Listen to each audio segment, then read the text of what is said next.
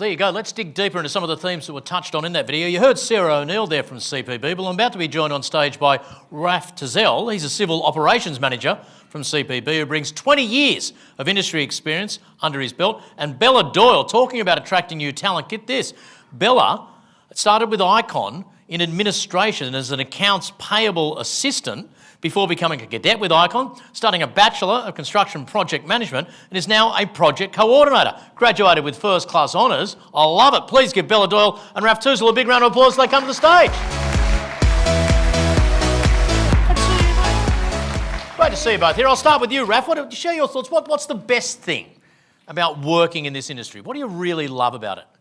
The best thing about this industry, so when I was a little boy, I always loved building things, and I guess, as my kids will tell me now, I don't actually build anything, but I like working in teams to take what's some project requirements or some lines on a page, and then working as a team to go and deliver that into something that you hand over at the end, and the challenges that you come, and every project's got challenges, and you always find a way to work through them. So it's that whole teamwork piece around, and we saw it up on the screens before, with finding ways to use each other's skill sets, experience, backgrounds to actually come together and work together to get something.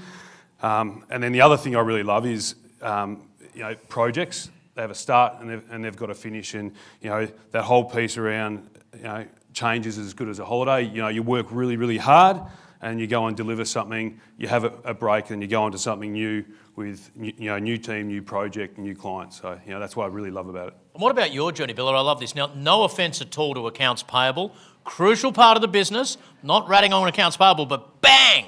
Now a Bachelor of Construction Project Management, you're now a project coordinator. What do you love so much about the gig? I think for me, one of the things that I love is just the tangible nature of the industry, is like having that end result that you actually look at, you walk in, you can use, and after all those long hours, grit and camaraderie, you finish something and you see people using it, you see communities using it.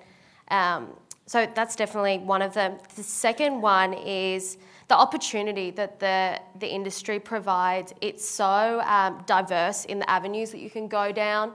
And talking for myself, like I started, like I said, in accounts payable, and then of course ventured across. But since I started uni and all the projects I've been across, in Sydney I've been on apartments, office buildings, heritage jobs, Green Star, and then I just spent the last 14 months in Vanuatu building an army barracks there, and now I'm in West Wodonga doing a water treatment plant. So it's sort of, you never know where it's going to take you, and yeah.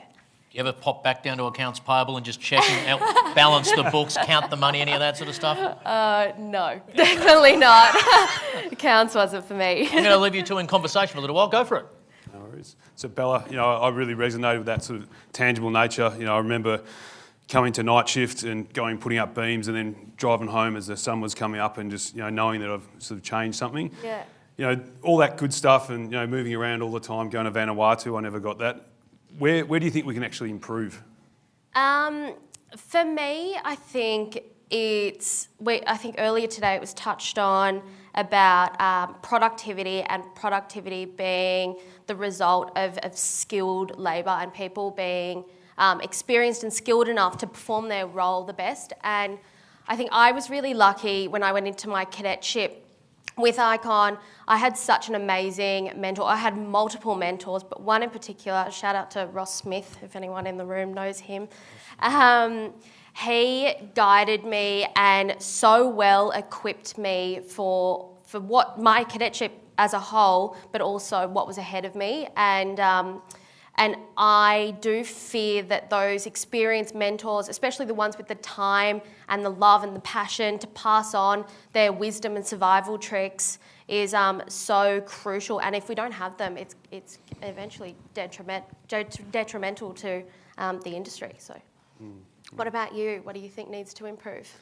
Well, look, just on the mentor thing, I think as you said, it's really, really important. So for those people in the room that aren't mentoring a young person, I think it's really important they go and do that, because there's so many experiences that people have that they can pass down tools and things like that to help young people as they navigate their way through some of the challenges. Because, I think someone mentioned Walking earlier. He mentioned last night that some things, the same issues you have on each project in the industry happened previously, happened today, and will happen going forward. So, I mentored someone through the wellness and infrastructure last year, and some of the challenges that person had, I'd had the same thing. So just being able to talk about different ways to work with that and overcome it was great. And as a leader, it was good for me, because it gave me an understanding exactly what the mood is and what the challenges and the issues are.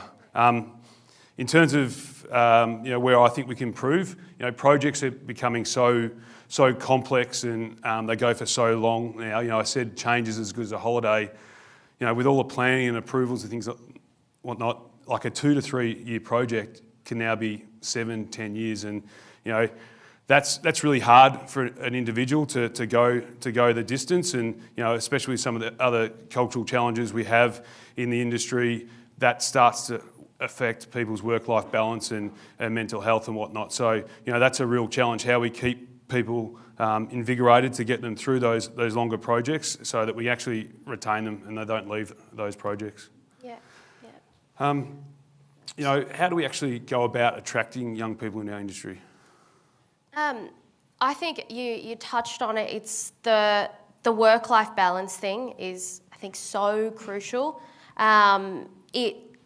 For me, I love what I do, and I love all the projects, the people that I work with, but I also love travel and spending time with my family, my friends, my partner. And if I was constantly put in the position where I had to pick work over that, it definitely I'd be questioning whether the industry is the career path I want to keep following for the long term, and looking at other options. But there's that for sure is a massive one.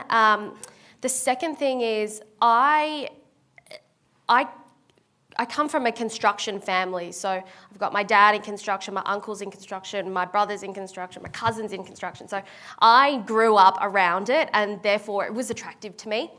I also went to an all-girls school of about 150 girls, and I know I was the only one to go into construction. So with that, it wasn't advertised as a career path. It wasn't spoken about as an attractive gig for women, I think in particular. It was always sort of law and medicine and PR and marketing. But I definitely think if we can get more information into schools, into people at a young age, to know how much opportunity there is, then it would definitely help attract more people for sure. And what do you think to retain experienced professionals like yourself? Yeah. What? I mean, that whole attraction piece, and the industry's dirty. We have to change that, and there's the stuff we can do right now about industry culture and flexibility and whatnot. And flexibility isn't necessarily working from home, but it's work hours and having time for life. So I think that's one thing. And then getting into the schools. We're fortunate you came from a construction background, that you knew about construction, and you knew what you're entering into. But I think getting in the schools, to get into the unis, to get the right people, and then looking outside the university system as well, bringing people even from other industries. Look, for me, it's that work-life balance. I actually almost left the industry 15 years ago. I didn't have my work-life balance going on in the right balance that I wanted, and someone grabbed me at an opportune time and almost got me, but I stuck it out, and I'm really glad I did. So now for me, what keeps me is getting control of that work-life balance. I've got 3 kids now, so I want to make sure that I've got time to get home and spend with them and help around the house and do what I'm meant to do around the house, but also when I'm at home to actually have quality time where I'm talking to my kids and having fun with my kids, not on my phone and checking emails, because construction sometimes goes for 24/7. So that's it. And then it's just it's having a pipeline of good projects with appropriate budgets, time frames to deliver and contracting models so that you can actually have a good culture and you're not burning your people out, so we can continue to deliver. Yeah, definitely. Definitely. Fantastic stuff, guys. I love this. Parents in construction, uncles in construction, cousin. You were never staying in accounts payable, were you? I love it. Just quickly in wrapping up, we've had a lot of ideas bouncing around here already. Can you quickly give me one thing each you're going to take away from today? Something you're going to do a little bit differently from, or you've already learned from, that's been shared today? Oh, look, for me, that whole work-life balancing, and culture and flexibility, it's all intertwined. And if we want to retain people in this industry and attract people into this industry, we really need to address that. Ellie, your closing thoughts? Similar to Raf, it's definitely the work-life balance, the culture, but also getting in and advertising what is available, the opportunities, the remuneration, the different avenues that you can go. You never know where you're going to end up, so it's educating people at a young age on that. More people, in particular more young women, can go on an amazing journey like yours. That's Please give right. Raf and Bella a big round of applause. Great stuff, guys. Fascinating conversation.